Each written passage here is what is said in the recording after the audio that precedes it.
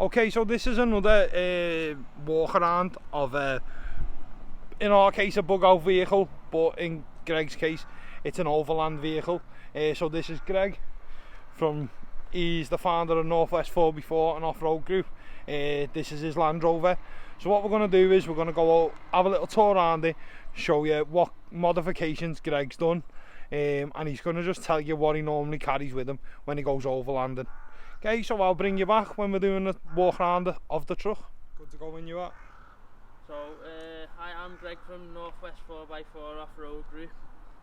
So we're just going to go a quick walk around my vehicle. Done it more for overlanding than a bug out vehicle, but you can class it as a bug out vehicle. So we'll just go through a couple of mods that we've done. So first mod that's on the front of the vehicle, we've got a heavy duty winch bumper with a terra firma winch. We don't use it as much as some people do, but it does what I needed to do when I'm out and about, so I don't get stuck on my own, or if anyone else gets stuck in the group, we can always get out of any situation really with this. I have had to roll the car back onto its four wheels with that, to be honest, so that is quite handy. The bumper itself I got quite cheap. This was £40. Did have to sand it all down and respray it, but £40, you can't really argue with that. Also, we got big spotlights on the front for when we're out in the dark. We've got an LED light bar, only off Amazon, nothing really that special. We did have to do a mend on that because it was a cheap one, made of Chinesium, I think Connor referred to it as. So we had to rebuild one of the mounts on one side, can't remember what side it was on. And then if we move around the edge of the vehicle, we've got our snorkel, more for when we're in rivers, stuff like that. But I don't tend to go more deep than probably the bonnet, about this high, and that's as far as I've been really. Don't like to go too deep because the footwells will fill with water. If you know Land Rovers, the door seals aren't the best. And then we've got a mod that I've just done recently, which is dead shiny, sticks out like sore thumb, but really handy to have. Heavy duty drive flanges. They just help for when we're going over rocks or anything with spinning wheels. There's all teeth inside there, so we don't want to smash them apart and have no drive to the wheel, so I did upgrade to them just recently because the other ones were a bit torn up to bits. Then round the side we got our rock sliders, big heavy duty rock sliders. Some cars don't usually have big chunky ones like this, but they do get used quite a lot because you want these basically to stop any damage to your door sills, not necessarily your door panels, though it will help with that. But you don't want to do any damage to your door sills because it is an MOT failure, and then you've got to get whole new door sills themselves. I have done that recently, so they're all done. And if you move round to the back, you'll find I haven't got all my overland gear packed in the car or on the car, so I haven't got my roof tent at the minute, which I've usually got a front runner roof, featherlight roof tent. That's usually on the top, but I take that off in winter just because it's not getting used. Don't want it to get overly damaged in any wet weather, cold weather, because it can fade the actual tent or damage the internals of the tent. And then on the side we've got my awning, ARB Tourer awning, and that's got a room that we sit off the side, four-sided room, which is quite good for when we're out and about. I am going to use that next weekend. I don't know whether Panda's going to do a video of that being out, but we might have that out. And then we've got the backlight guards. Got my backlight guard, which like the front again, we're protecting the lenses from any damage. We've got a ladder that goes to the roof. Mainly I usually keep a water can or a jerry can up on the roof with me waffle boards, which I don't go down with anything special, just a bike lock and a ratchet strap, really, nothing special. And then down the bottom we've got our heavy duty back bumper. So again, this is just to protect any front end back end damage that might, you know, if you hit anything, it's not going to damage the actual body itself. And then we've got a tow hitch in the middle. This is just to spread the load properly, rather than having it off onto any holes that are on the chassis, because they're not as rated or anything like that, whereas this is a rated tow hitch.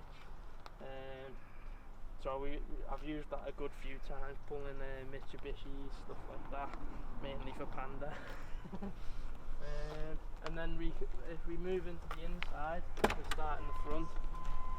So I haven't really done much to the actual inside. I've just tried to keep it quite comfy, stuff like that. So I've upgraded the seats to the SE model of the Land Rover. This one's got a seat cover on it at the minute, just to stop it from getting damaged when I'm out and about in work. And then I've just taken all the carpets out as well and just painted all the floor, because we had to do a lot of welding down on the floor, so we just put rubber mats in. And then if we move into here, I've just got my phone holder generally. Most people have a phone holder in the car now. It's got Bluetooth, stuff like that. And then we've got an iPad mount for any maps, stuff like that we use when we're out and about in Wales. We are going abroad, so that'll come in handy when we go abroad. And then I've got a CB radio up the top. Panda goes in and gets it. So we got a CB radio, just a cheap one, nothing special. Does its job. I did have a problem with it at the start, but got through the problems. It wasn't set to the right mode on the CB. I'm not too clued up on CBs. As long as it works, it works. I haven't really done anything to the back seats. They're just normal back seats. I haven't done anything to them. They're just normal seats. I've got a fire extinguisher though that I've just recently put in there. I did have it in the boot, but I've moved it into the inside, just quick and handy to get to if we have any fires that happen while we're out and about on bushcraft stuff. And we forgot about the tyres. So I used to run mud terrains, but now I'm running all terrains, Davante's Touratech tyres. I have found these are quite good in the mud, stuff like that, compared to the mud terrains, which are meant to be really boss tyres, but they do well, and they do just as well as the mud terrains, especially in the UK. But I'm going to do a review on them, so Panda might put a link down in the description or in one of his other videos about my review on these tyres, and you can have a little look, see if you've got a bug out vehicle, you might want to swap to these. They are a new tyre out that Davante are bringing out, so you might want to upgrade to them or downgrade if you're on mud terrains. And then if we move into the boot, I haven't done anything special to the boot because I do use it every day, so I haven't got any of the overlandy bug out equipment in it at the minute, but I usually have it packed to about here. Don't really go too high because obviously I like to see out the back window. I have no guards on my windows or nothing, and again, use it every day, so I don't want to make a mess. Oh, have you made a mess? And then box wise, I keep all my stuff in these wolf boxes. Front Runner make them, Flat Dog make them. There's a couple of African companies that make them as well, but they're just a basic box. I usually keep tools in this one, and then I've got recovery, kitchen, and food box. They usually just sit about here, and then I have all my cooker, extra water, and gas. That all usually goes down the side here. I am going to put a box in here somewhere because my fridge actually sits on the back seats rather than sitting in the boot, just because I can't fit it anywhere, so I need to make a mount that it's going to sit on. I'm going to sit somewhere around this area, or probably take this seat out when I go camping or overlanding or bug out. And then I've just got my general tools in here when I'm out and about. I usually just keep them in the car because either 4x4s break all the time and Land Rovers aren't reliable, but either one you need tools now and again, so I keep all them in there. But that's a general walk around of my vehicle, And if you've got any questions that you want to ask me or Panda, just pop them in. I'll wait for the train to go past. So if you've got any questions, just pop them in the comments down below, and then I'll either get back to you or Panda will get back to you with the answers to your questions. But I hope you enjoyed my little walk around anyway, and yeah, see you in the next one. Okay, so as Greg was saying, this is his vehicle. If you like these videos and stuff like that of bug out vehicles and off-roady vehicles, or even bug out setups or whatever, drop us a comment and I'll try and do more. There's a few lads in the group that have got really good setups, so I can always take you through them.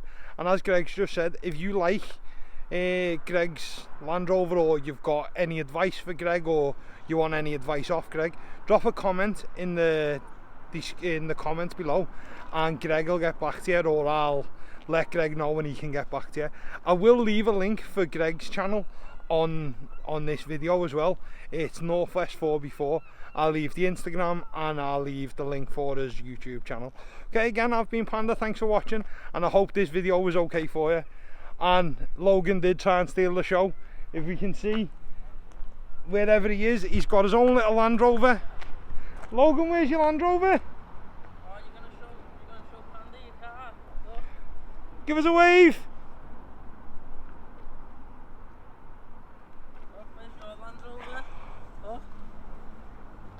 Show it to the camera. And Logan's got his own little Land Rover. Just there.